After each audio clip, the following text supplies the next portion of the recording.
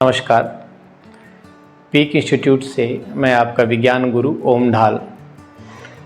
आप जानते हैं कि पार्ट 2 अम्ल क्षारक पर लवण आज हम लोग पूरा करने वाले हैं। इससे पहले के जितने भी वीडियो हैं, 5 या 7 वीडियो हैं, सभी यूट्यूब पर अपलोड हैं। आप उनको आराम से देख सकते हैं। तसल्ली से 2 बार 3 बार देखें। कोई चीज़ नहीं समझ में आए तो उसमें कमेंट करें। मेरी पढ़ाने की शैली में कोई सुधार की आवश्यकता है तो आप उसको कमेंट करें, मैं निसंदेह उसको दोबारा बताऊंगा आपको।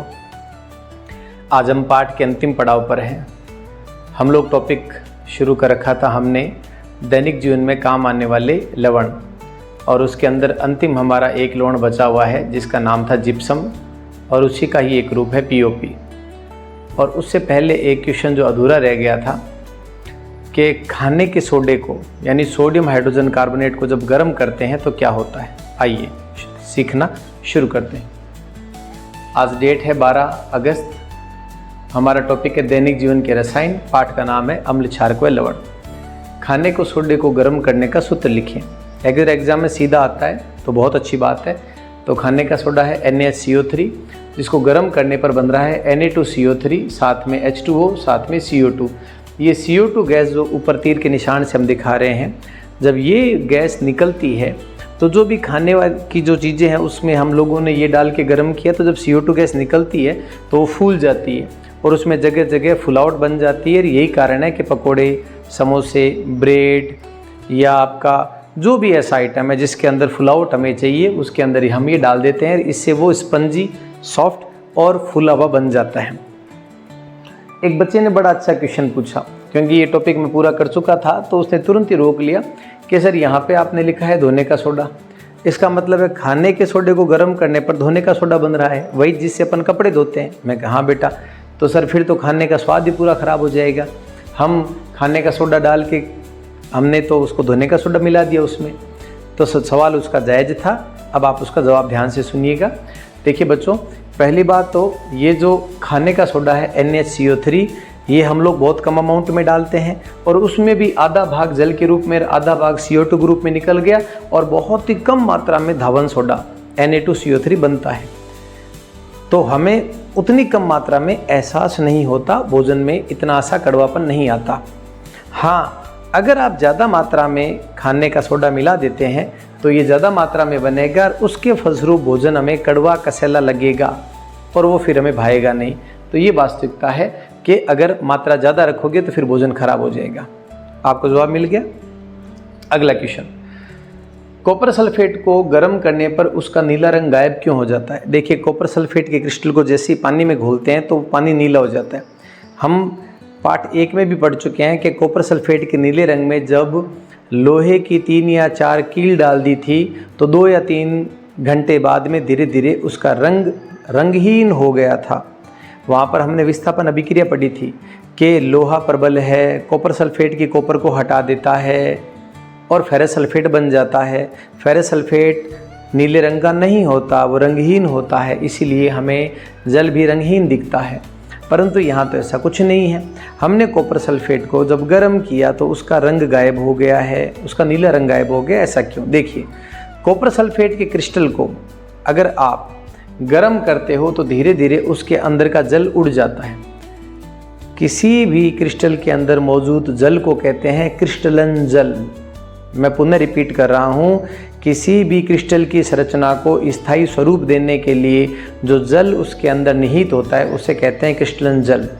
और जब गर्म करने पर ये क्रिस्टलन जल उड़ जाता है, वाष्पित हो जाता है, तो उसकी संरचना में कुछ परिवर्तन आते हैं जिसकी वजह से अपना मूल स्वरूप बदल लेता है। कॉपर सल्फेट में ये जो 2 जल के अणु थे, जब ये निकल गए तो इसका क्रिस्टलन जल उड़ गया है, जिसकी वजह से इसका रंग जो है वो रंगहीन हो गया है, नीला रंग उड़ गया है। ठीक है, तो क्रिस्टलन जल क्या होता है? क्रिस्टलन जल मैं आपको बता चुका हूँ, क्रिस्टल को स्थायी रखने के लिए जो उसमें जल की मात्रा होती है, और यही हमारे इसमें भी होती है Na2CO3, 10 H2O। अगर ये 10 H2O अपन उड़ा दे तो उसको हम लोग सोडा ऐश कहा जाता है, उसको धावन साडे की राख। और भी आइए क्रिस्टलन जल के अगले उदाहरण देते हैं। प्लास्टर ऑफ पेरिस, इसे कहते हैं POP। वास्तव में तो ये जो खास प्रकार की एक सीमेंट का ही रूप है जो जल से मिलने के बाद में मजबूत हो जाती है। इसकी खोज जो थी वो पेरिस में हुई थी, इसी वजह से इसका नाम ही पड़ गया प्लास्टर ऑफ पेरिस। तो जिप्सम एक साइन होता है CaSO4 2H2O। ये जिप्सम हम राजस्थान के जिस तहसील में रहते हैं उसका नाम है कोलायत, और हमारी कोलायत, खाजूवाड़ा, बज्जू इस तरफ ज़मीन के नीचे काफ़ी मात्रा में जिप्सम के भंडार पाए जाते हैं। यही जिप्सम बहुत ज़्यादा काम आता है टाइलें बनाने में, सिरेमिक्स फैक्ट्री के अंदर। और जब जिप्सम को आप गर्म करते हो 373 केल्विन पर, मोटा मोटी 100 डिग्री सेल्सियस पर, तो इसके अंदर से 1.5 अणु जल का निकल जाता है और बनता है CaSO4, कैल्शियम सल्फेट का अर्ध हाइड्रेट, और आधा जल रहता है इसके अंदर। ये जो आधा जल रहा है उसे ही नाम दिया गया था प्लास्टर ऑफ पेरिस, क्योंकि ये जैसे ही जल प्राप्त करता है ये तुरंत ही मजबूत हो जाता है और उसका बाद में कई उपयोग किया जाता है। जैसे कि इसका क्या उपयोग है, टूटी हड्डियों को स्थिर रखने में। टूटी हुई हड्डियाँ और प्लास्टर बांधते हैं आपके परिवार में, या कभी आपको भी ऐसा अनुभव हुआ होगा कि किसी दुर्घटना में हाथ या पांव आपकी हड्डी क्रैक हो गई, भगवान ना करे ऐसा हुआ हो, लेकिन हुआ भी है, तो डॉक्टर ने क्या किया, प्लास्टर बांध दिया 21-22 दिन का पक्का। और उसके बाद में अच्छा, उस प्लास्टर का, मैं जब छोटा था तो मुझे लगता था कि वो हड्डी को सही करता है। नहीं भैया, उसका इतना ही काम है कि आपकी हड्डी को हिलने नहीं देता। वो हड्डी जब जुड़ने लगती है, अगर हिलेगी तो वो रोज़ अलग हो जाएगी और इससे जुड़ने का प्रोसेस धीमा हो जाएगा। तो उस हड्डी को जुड़ने में स्थिरता मिले, एक एंगल सेट कर देते हैं और धीरे धीरे वैसे ही जुड़े, उसके लिए ही यह प्लास्टर पहनाया जाता है। हमारे गाँव के अंदर पुराने टाइम में जब प्लास्टर नहीं होते थे तो हाथ वाथ टूट जाते थे, पाँव टूट जाते, तो वहाँ पर लकड़ियों की खपचियाँ बांध करके अच्छे से उसको बांध देते थे, पाँव सेट करके, हाथ सेट करके डोरियों से, और धीरे धीरे वो व्यक्ति भी ठीक हो जाता था। तो मूलतः प्लास्टर का काम था उसको एकदम मजबूत बनाए रखना और हाथ को या पाँव को हिलने नहीं देना। इसके अलावा ये POP क्या काम आती है, दीवारों की साज सजावट में, सुंदरता के लिए। तो जैसे ये पीछे की ओर की हुई है, इस बोर्ड के पीछे की ओर दीवार पे ये POP की हुई है, ये पूरी दीवार को सीमेंट के ढक देती है तो सफ़ेद हो जाती है, फिर रंग निखर के अच्छे आते हैं। अगला है खिलौनों के निर्माण में। तो बच्चों, जब आप कई बार, जैसे अपन गणेश पूजा के अंदर गणेश जी विसर्जित करके आते हैं और दुर्गा पूजा में दुर्गा माता को जल में विसर्जित करते हैं, तो मूलतः वो सभी मूर्तियाँ POP की बनी हुई होती है और वो बाद में जल में मिल करके, यद्यपि जल प्रदूषण इससे होता है, ये ठीक नहीं है। बड़ी बड़ी मूर्तियाँ जब अपन जल स्रोतों में डाल देते हैं तो वो बहुत महीनों तक खराब नहीं होती, गलती नहीं है, और वो जल को प्रदूषित करती है। तो इससे अच्छा तो ये रहेगा कि आप मिट्टी के गणेश बना करके घर में ही गमले में विसर्जित कर लें। सीमेंट उत्पादन में भी, क्योंकि ये मूलतः शुरुआत में इसका यूज सीमेंट की तरह ही हुआ था और आज भी इनको मिलाया जाता है।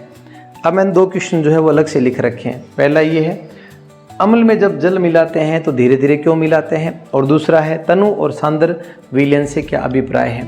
तो आइए पहले इसका उत्तर समझते हैं। अम्ल और जल जब आपस में मिलाते हैं तो धीरे धीरे क्यों मिलाते हैं। देखिए मेरे प्यारे बच्चों, चाय जब आप चढ़ाते हो तो आप देखते हो कि वो अचानक से उफन के बाहर आ जाती है। अगर आप उसमें उसकी गैस को मंद कर देते हो तो वो थोड़ी रुक जाती है। होता क्या है कि जब आप अम्ल में पानी मिलाते हो तो अम्ल और पानी की रिएक्शन ऊष्माक्षेपी होती है और बड़ी तेज़ी से झाग बनते हैं और वो अम्ल बाहर आ जाता है बर्तन से भी। यदि आपने एक हाथ में उसको पकड़ा हुआ है और पानी मिलाओगे, सारे झाग उफन के आपके हाथ पे आ जाएंगे। आपको पता है अम्ल की प्रकृति होती है कोरोजिव, वो आपके हाथ को जला देगा, नुकसान कर देगा, और आप हाथ से छोड़ोगे तो नीचे फूट कर पाँव पे भी गिरेगा, तो ये दुर्घटना का कारण बन सकता है। तो क्या किया जाए, अम्ल में कभी पानी मत मिलाओ, तो पानी में अम्ल मिलाओ। पानी है उसमें जैसे आप अम्ल की बूंद मिलाओगे उसका प्रभाव कम हो जाएगा। क्यों? क्योंकि पानी 100 ml है, उसमें आपने 1 ml डाला है, अम्ल डाला है, फिर 2 ml डाला है, फिर 3 ml डाला है, धीरे धीरे करके वो उसमें मिलता जाएगा। यद्यपि झाग बनेंगे, वो उठाव करेगा पर वापस बैठ जाएगा। तो धीमी गति से डालना चाहिए ताकि किसी प्रकार की दुर्घटना ना हो। अब ये वाला देख लेते, तनु और सांद्रता क्या मतलब है। देखिए, यदि किसी अम्ल या क्षार के अंदर जल की मात्रा कम है, उसके अंदर ज़्यादा मात्रा में अम्ल है या ज़्यादा मात्रा में क्षार है, तो ऐसे में उसके प्रति ml जो आयनों की मात्रा है वो ज़्यादा होती है। ऐसे अम्ल या जो क्षार है उसके विलयन को हम सांद्र कहते हैं। गाढ़ा कहते हैं मूलतः। और अगर आपने उसमें पानी मिला दिया तो धीरे धीरे प्रति ml उसके आयनों की संख्या कम होती जाएगी, पानी बढ़ता जाएगा, उसे कहते हैं तनु। मैं हमेशा इसके उदाहरण के लिए दही और छाछ का उदाहरण समझाता हूँ। देखो बच्चों, दही है, गाढ़ी होती है, और अगर आपने इतनी गिलास दही और इतनी गिलास छाछ ली है तो इसमें मात्रा ज़्यादा है आयनों की, इसमें पानी ज़्यादा है, तो आपने जब पानी मिला दोगे तो छाछ बन जाएगी। तो मेरे प्यारे बच्चों, ये मूलतः सांद्र का मतलब होता है गाढ़ा और तनु का मतलब होता है ऐसा जिसमें जल मिला हुआ हो।